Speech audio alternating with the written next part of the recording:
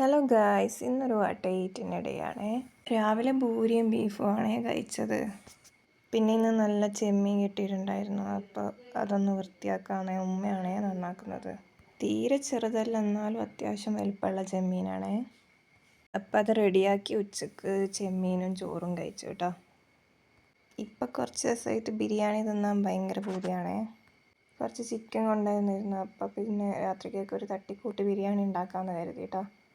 അങ്ങനെ ചിക്കനൊന്ന് പെരക്കി വെച്ച് മസാല ഉണ്ടാക്കാൻ തുടങ്ങി. ഉള്ളി, തക്കാളി, ഇഞ്ചി, വെളുത്തുള്ളി പേസ്റ്റ് ഒക്കെ ഇട്ട് മല്ലിയും പുതിനയൊക്കെ ഇട്ട് അങ്ങനെ കുക്കറിലാണ് വെച്ചത് മസാല.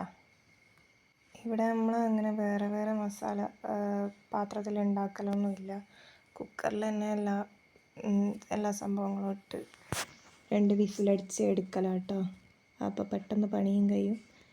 ടേസ്റ്റിനൊന്നും വേറെ വ്യത്യാസമൊന്നും വരില്ല.